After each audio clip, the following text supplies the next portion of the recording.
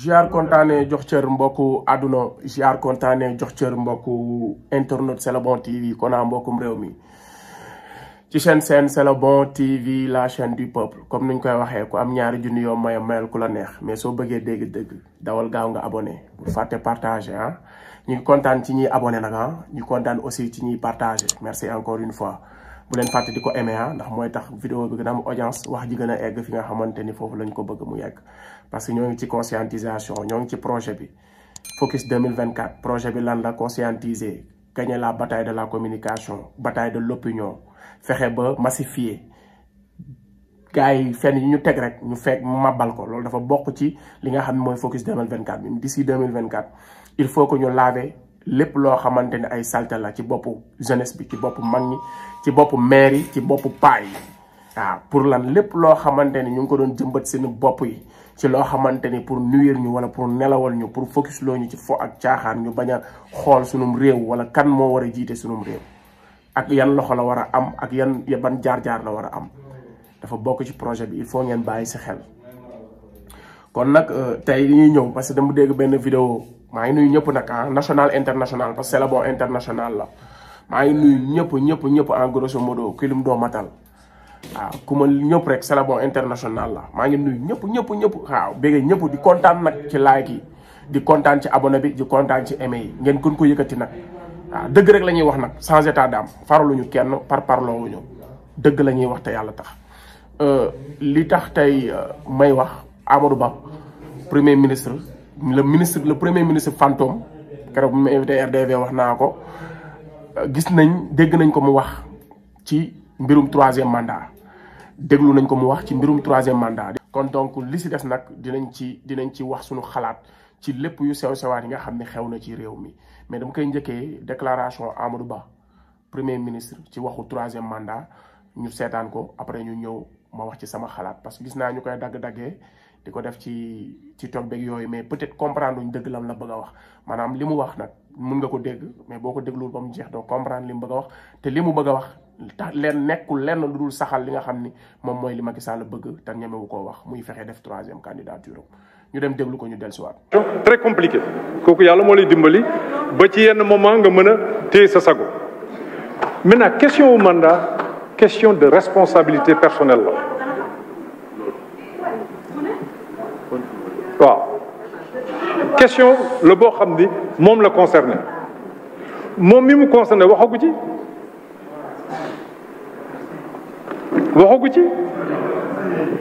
s'il vous plaît ku nekk ci ñun nag am nga droit am yéene am nga droit am bëgg-bëgg ku nekk ci ñun mais il n'est interdit à aucun Sénégalais de faire acte de candidature à aucun. Sunu constitution lan la wax dafa ne le mandat est de 5 ans mais nul ne peut faire plus de 2 mandats consécutifs ce que dit la constitution alors. monsieur le premier ministre. mais alors public bi may ma tuuti. public bi amu leen droit ma bamtu ko ci wolof yéen ñi ci kaw ak public bi. amu yoon mayu leen ci assemblée bi ngeen tàccu ngeen wax waaw wala déet lu dul toog dégloo loolu lañ leen di ñaan ngeen def ko defee ko noonu merci. Premier ministre vous avez la parole. alors vous avez la parole. alors laissons les choses aller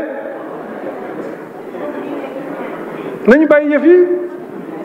Pourquoi vouloir se battre aujourd'hui sur qui doit être candidat, qui ne doit pas être candidat tey ban intérêt la am pour le Sénégal quel sens la am pour le Sénégal mais loolu bu ma fi nekkee di wax dëppootul ak sama serment nee naa leen fii laa taxaw nee naa leen gëwuma ay élection mais yéen ñi ko gëm kay bàyyi leen moom ma bañ ko gëm toog jàpp sama ñaambur liggéey c'est mon droit le plus absolu. C'est mon droit le plus absolu mais xam nga lan moo bon jàpp nit ñi yaa leen gën a muus parce que erreur boobu ku mu dal rek juum nga mooy nga wax dara am sa réponse bëgg waa ji wax loolu par force bu ko waxulee nga ne ko non naa fekk nga wala nangam nga wala nangam nga mais plus de tolérance. Laissons le libre jeu. Sénégalais yi mën nañoo tànn ku nekk candidat di nga jaar conseil constitutionnel dinañuy afficher liste bi ne diw ak diw ak diw mën nekk candidat mais ginnaaw conseil constitutionnel mais c'est au peuple de trancher tout ça. Le peuple l'a régulièrement fait. Le peuple l'a régulièrement fait te musul am coow mais bu ngeen di exclure nit day mel da ngeen ko ragal.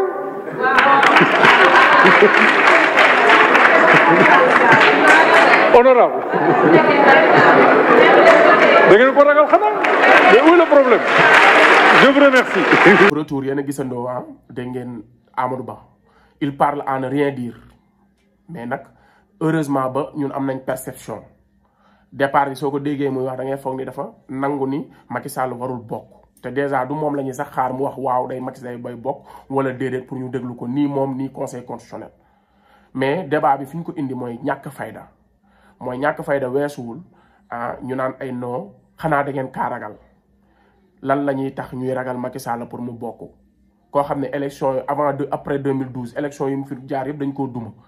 avant 2019 sax dañ koo duma parce que lam doon amu ko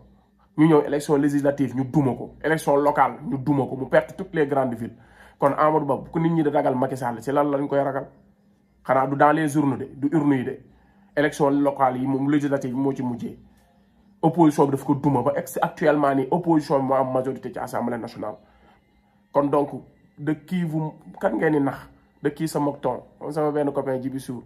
moom dafa bëgg moom boobu de kii sa mokton kan ngeen bëgg a yeb kan ngeen bëgg a moquer Amadou Ba c'est pas toi la ñuy xaar pour nga wax ñu parce que Khadim Gadiaga laa ci jël témoin Khadim Gadiaga yow lay àndal Khadim Gadiaga maa ngi koy nuyu di nuyu waa Dekki Lamb yëpp Khadim Gadiaga taxaw na carrément ne Macky Sall am na droit def 3e mandat ba man ak moom sax ñoo ngi ci doon werante ci groupe Dekki Lamb ba muy juum naan article xawma lan ma génneel ko article 27 bi nul ne peut faire nul ne peut exercer plus de 2 mandats consécutifs mindeefu yàlla mindeef ku yàlla bind nul mooy mindeef ku yàlla bind mënul am lu ëpp ñaari mandat yu teftaloo loolu lañ bind ci français ñoom Ismaïla Madior Fall 2016 ni ko Mimi Touré waxee ñu wër Sénégal wër fépp ne dañoo bëgg oui ou non pour lan ñu jël changer li nga xam ne mooy constitution bi dëgëral li nga xam ne mooy limitation de mandat bi parce que constitution bi mësta nangu 3e mandat mais dañ ko doon gën a consolider ndax nu mu tuddati sax constitution bi nga xam ne Macky Sall ci la falu ci limitation de mandat la limitation de mandat Sénégal musul am problème boobu mooy personne nul ñu gën koo dëgëral nag def ci ay milliards 2016 kon tey te tamit dañuy waxaat wax bu doy waar ñoom ñi nga xam ne ñoo ngi bëgg a layal fen yi naan waaw wax boobu jotagul lu tax ñu ciy wax heure bii ndax ndayi mbili gi waxagul wala wax bi jotagul mais ñii kan lañ yëpp yéen 2024 dafa ñëwagul moom mais 2019 moom ngeen doon campagne 2019 Macky Sall fu mu taxaw nee na fa bii mooy sama second et dernier mandat te 2019 moo gën a sori ba 2024 moo gën a sori bientôt 2023 2024 moins de 15 mois la ngeen ne duñ ci wax heure bii ndax jotagul man loolu yéen da ngeen a reetaan lu quoi te pourtant 2019 rek moo ci mujj élection président yi passé yéen a doon wër Sénégal Mimi Touré wax na ko di wax sénégalais yi que bii bu ngeen leen falaatee jeexal ngeen mais yéen ñooñu yéen a taxawaat sans vergogne en tant que premier ministre taxaw ci assemblée bi ñëpp di la déglu ñu naan lan moo tax ñu ciy wax heure bii du waxu heure bii te nday mbiri gi tamit waxagul ne da koy def mais pourtant yéen a taxawoon jàkkaarloog ñun ne bu ngeen ñu falaatee ñun dañuy jeexal faxasu nag te mbir mi aussi encore une fois Amadou Ba yow laay tontu yaa ngi ñuy lancé ñu ne yéen dem déglu conseil constitutionnel non fii duñ fi déglu conseil constitutionnel déjà lëre askan wi li moo tax ñun ñuy wax parce que chaque jour yéen a ngi bëgg a nax askan wi ci seen i jeu de mots parce que dégg naa la nga ni sax nit ki mënul laaj nit ba pare yor réponse am bëgg kooku tontu li mu bëgg a tontu su ko tontuwul kooku défiant la naa feex nga fii jamono bi fi Sénégal toll képp ku d'accord ci 3e mandat wu Macky Sall la défiant nga góor jigéen nga naa feex nga lépp nga dëmm nga seytaane nga rab nga reykatu nit nga ndax Macky Sall jour bu li tax boobu ba tey mu am lu mu bëgg te mënu koo wax xam na ni heure bu fi déclaré 3e candidature am Sénégal nekk doom Sénégal nekk deret Sénégal ay innocent dee ci loolu on a disconvaincu même pas ça dépend aajowul ngay nekk Selbé Ndom wala ngay nekk ay Koukandé pour mën a seet pour xam lan mooy xew bu Macky Sall waxee ni day participer ak booy boobu tent boobu di mën a duul boobu ngeen baal ma nekk Mbour jarul ngay nekk ay gisaanekat sax pour comprendre que ni képp Macky Sall bu fi taxawee ne 3e mandat dama koy demander ñëpp xam nañ ne askan wi duñ ci ànd loolu on en disconvient même pas kon loolu moo tax ñuy wax parce que prévenir vaut mieux que guérir kon képp ku waxul ci mbirum artuwul di nga atte kon pourquoi ngeen di bañ nit ñi di susciter le débat du 3e candidature de Macky Sall te loolu moo war a doon ordre du jour dans un pays normal bu élection yi desee 2 ans wala 1 an plus tard candidats yi war nañ leen xam tey ji à part Ousmane Sonko ak ñoom Gàkkoog ay Bougane le camp présidentiel ba léegi mënuñu xam kan mooy seen candidat loolu c'est catastrophique kan ngeen bëgg a nax arrêtez d'insulter l'intelligence des Sénégalais les Sénégalais sont plus matures que vous sont plus intelligents que vous ñoo leen gën a yeewu fuuf fa ngeen jëm fa lañ jógee lu ngeen xaw a wax xaw nañ koo xam Amadou Ba yow yaa toogoon si télé ñëpp di la dégg nga ni horizon 2035 Macky Sall daf fiy nekk ba 2035 kon tey mënoo ñëw liiral constitution bi naan ay constitution bi nee na nul ne peut exercer waaye waru ci am te encore une fois li nga ko gën a daanelee ne ndax dañu ragal Macky Sall candidat bi lu tax ñu koy ragal lan lañ koy ragalee ku jeexal koo xam ne élection yu mujj yi dañ leen duma yi metti say duma la ba say mbokk ñëpp xam ne duma nañ la yaay l'homme le plus impopulaire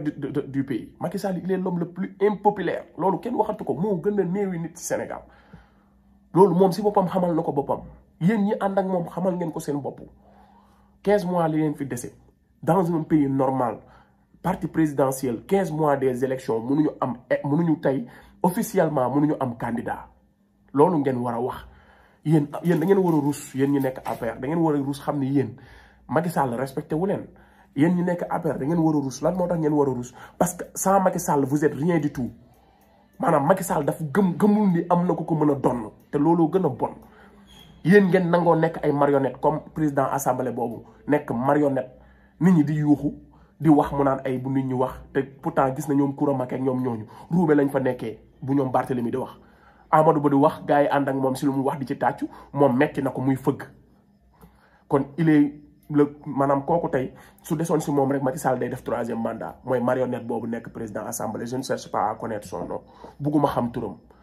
kon yaay yi ak papa yi Macky Sall moo ne woon en 2016 damay coowal mandat laa bëgg mu jeex ci Sénégal woote fi référendum jël milliards Sénégal yi def ko ci ne dafa bëgg a coowal mandat jeex fi ñu bind constitution bi mu leer à jamais que nul muy moom ak ñi koy précédé kenn amatul droit def lu ëpp ñaari mandat maanaam ñaari pal mandat mooy pal ñaari pal yu bokkul wax leen ko seen yaay yi ko comprendreul yi nga xam ne bu ñu xëyee Mamadou Mouhamed Ndiaye la ñuy déglu muy fenn du wax lu dul dëgg di déglu ay revue de presse yoo xamante ni ay Madiambal Diagne di bind ay Le Quotidien ay fen wax leen ni Macky Sall moo taxawoon ne moom coowal mandat la bëgg a jox ci réew mi ndax bi ko Abdoulaye Wade doon woote bokk na ci ñu ko doon xeex ndaw yi ci dee dañ leen war a def justice kenn waratul dee ci mbirum mandat kon damay jël xaalisu Sénégal woote référendum pour ñu coowal mandat jeex fi ñu bind nul ne peut exercer plus de 2 mandats consécutifs bind ko ñoom Ismaïla Madior Fall mii taxaw fépp 2019 dëggal ko ñu bind ko noir sur blanc mooy mbindeefu yàlla ku yàlla bind mënta def lu ëpp ñaari mandat yu taftaloo tey nag ñoom ñoo taxawaat di ñu wax ni wax bi jotagul ak lu tax ngeen ciy wax ñoo xamadi te ñoom 2019 lañ ci commencé wax Macky Sall bind ko ci kiiwam ci livre am bi mu bind bi mu tuddee Sénégal au cœur la xooma la ko tuddee bind ko ci article 155 xawma je ne sais pas 155 ne bii su ngeen ma falaatee moo second et dernier mandat kon tey loolu bu nekkul débat kan lan ngeen bëgg mu nekk débat Amadou Ba wàcce nga niveau bi ba mu suufee parce que la nga déparé di wax ñun dégg nañ la mais fa nga finiree mooy que da ngaa gën a dëggal ni Macky Sall am na droit def ndax boo ñuy yebal ci constitution lan la ñuy uti ci constitution dañoo mën chaque année wala chaque fin de mandat wu ay président ñu dem laal constitution bi te Macky Sall doon xeex tailleur constitution yi fi nekkoon doon ko taayal Ablaye Wade Ismaïla Madior Fall wax ko ñu jël xaalis Sénégal def ko ci bind ko wala yéen rek a jàng si Sénégal et puis sax des fois ñuy jéey tappale naan lañ leen déglu ñu jàng droit parce que am na loo xamante ni jàngkatu droit yi mais celui qui savent lire et écrire mën na dem lire article yi li mu wax comprendre ko ku dégg français mën a lire mën a bind dafa jar ngay jàng droit bu doon ñu jàng droit ñooy dogal kon Sénégal xanaa kon ñi fi nekk kon 90% des Sénégalais kenn du fi waxati nan mooy lii ñi jàng droit ñoo dugg waxtaan toog bind génnee ko ci askan mi ba pare tekkil ñu li ñu bind yéen ñi jàng droit ñoom Ismaïla Madior Fall ñoo dem dugg bind constitution bi defar ko génne ko ba pare wax ñu mooy lu muy tekki wax ñu lu ñu bind lan lay tekki ñoom ñoo ñu ko wax ba pare ñëwaat naan ñu noonu léegi non c'est que problème bi mooy du problème mu c'est que man li ma si metti mooy problème mu troisième mandat du problème mu constitution bi wax na ci ba pare mooy que nul ne peut exercer plus de 2 mandats consécutifs mooy kenn mënu ko def léegi lan moo tax ay Amadou Ba wala ku mel ni moom naan ñu non bu bis heure bi jotee constitution dina wax xoolal li ñu bëgg a dugal ci xelu Sénégalais yi maanaam conseil constitutionnel wax na ba pare maanaam togg nañ ba yekkal ñu ba pare wax ñu togg bi lii lañ ci frais ñun ñu ñam togg bi mu neex ñu xam ne togg bi lii la kon jaratul ñuy dugaat ci waañ bi di togg te togg bi pare loolu lañ ñu bëgg a def loo nee nañu xaaraat toggkat yi ñëw togg non togg bi pare nañ togg nañ ko ba pare mooy wax nañ ñu kenn mënatu fee def lu ëpp ñaari mandat te constitution boobu nga koy wax ngay wax ni moom ngeen di laaj mais Macky Sall ba muy wax waxul xalaatu boppam benn jour déglu naa Mbaye Ndiaye mu naa Macky Sall kàddoom constitution bee ko gën a fort moo tax bu nee du def it constitution bi ne ko da ngay def parce que loolu la ñu naxee woon ci problème mu 7 ans ak 5 ans yi moom bi muy falu xamoon na ni ci mandat wu 7 ans lay falu mais mu nax sénégalais yi ne bu faloo dina ko wàññi def ko 5 ans parce que 5 ans doy na ci réew ñaari 5 ans muy 10 ans doy na ci yor réew président loo cuune loolu doy na Macky Sall la ñu waxoon loolu mais moom comme ay waxam ay waxu moom waxam moom mooy loolu waxu Macky Sall mooy loolu donc kon tey suñu jàkkaarloo waat ak askan bi di ñu waxu coowal mandat mooy gàcceel ñu jàpp suñuy doom di rey jàpp suñuy militaire di kidnappé di rey jàpp doomu sénégalais yi di tëj ngir lan ngir bëgg a def li nga xamante ne mooy 3e mandat loolu kase la Amadou Ba constitution bi duñ ko laaj ndax Macky Sall ba muy waxul ay waxu boppam dafa constitution bi moo ne du man maa wax dama sax foo xam danaan du man maa ko deflu en 2016 pour coowal mandat jeex ci réew mi constitution bi moo ne nekkul Macky Sall moo wax de constitution bi moo ne kenn mënul def lu ëpp ñaari mandat les constitution boobu naka lay defaat ba waxaat ñu non du loolu lii la te tamit kaay ñu wax la Sénégal ba mu daree di Sénégal ba tey yéen sénégalais yi en témoin yéen a may jël témoin lan la fi parti au pouvoir wala le président mës a bëgg te conseil constitutionnel dogalu ko lan laaj naan leen lan la fi Macky Sall wala Ablaye Wade wala Senghor wala Abdou Diouf mësoon a bëgg te conseil constitutionnel defu ko amul kon ñan lañ bëgg a yàpp ak kan lañ bëgg a fontoo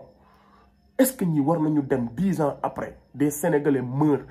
ci coowal 3e mandat dee ci Macky Sall àndoon nag ñu di ko xeex ak ñoom ñi